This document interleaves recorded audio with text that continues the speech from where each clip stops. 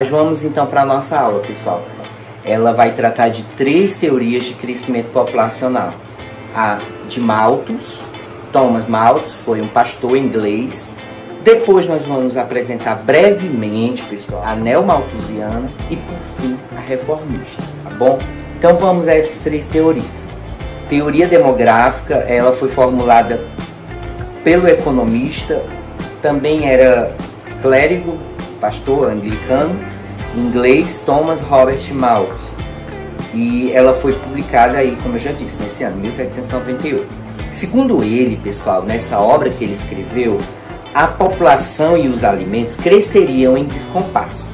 Enquanto a população ela cresceria de forma geométrica, em progressão geométrica, PG, né, aí na matemática, enquanto que os alimentos eles cresceriam em uma progressão mais comportada, que é a PA, ou progressão aritmética. Ele propôs uma sujeição moral, já que ele é um clérigo, um pastor anglicano, então ele vai sugerir algumas coisas no âmbito moral, de controle da sexualidade. Abstinência sexual para diminuir as taxas de natalidade.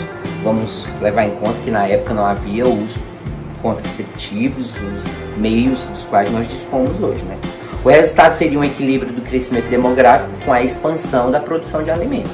Claro, com o decorrer do tempo, o comportamento do crescimento populacional não se mostrou como ele apresentava. Tá bom? Vamos então à próxima teoria. A próxima teoria é a neomalthusiana, é uma teoria mais recente, é uma reformulação da teoria de Malthus, né? Uma nova roupagem, novo, né? No século XX, baseado nos pensamentos de Malthus, esse é o período dessa teoria, claro, ganhou força após a Segunda Guerra Mundial devido à explosão demográfica nos países subdesenvolvidos.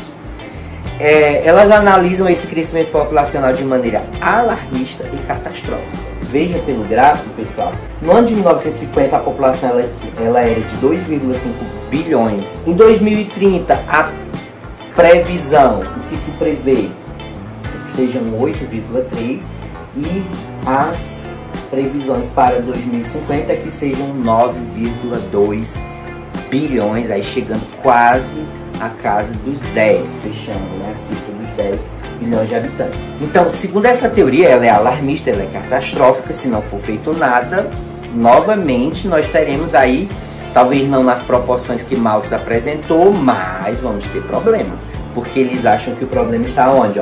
Os países subdesenvolvidos. O problema não é de todos, é um problema do crescimento aí demográfico nos países subdesenvolvidos.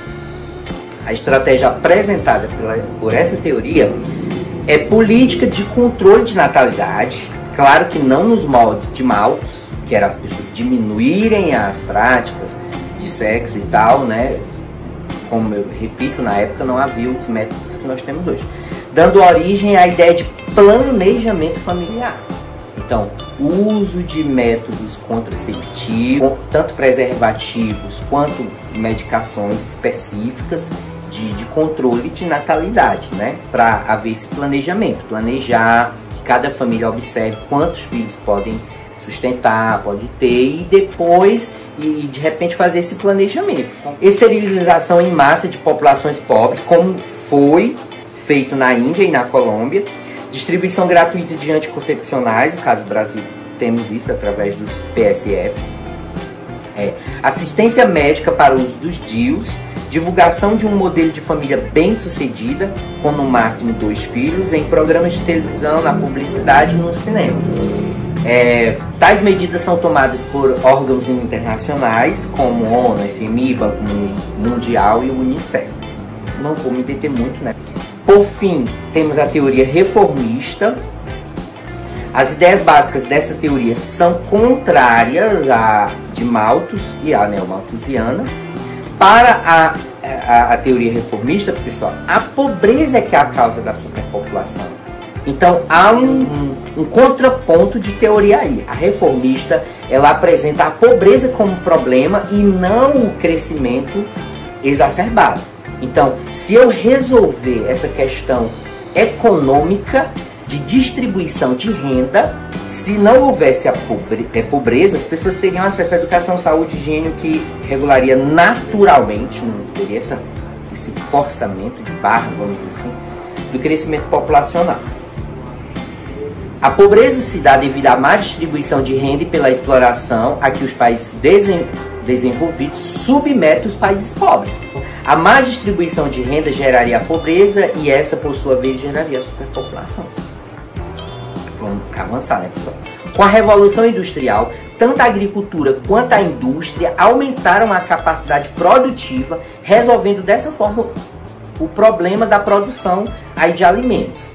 Tal mudança provou que o problema da fome não é a produção insuficiente de alimentos. Malthus não contava com essa possibilidade. A Revolução Industrial, a Revolução Verde, um grande salto na produção de alimentos no mundo. Então nós não temos mais esse descompasso como havia na época de Malthus. Por fim, pessoal, os reformistas eles defendem uma política de reformas sociais e de distribuição da renda. Como eu já vi, né? Só assim o problema da pobreza se resolveria. Resolvendo o problema da pobreza, se resolveria também o problema da superpopulação.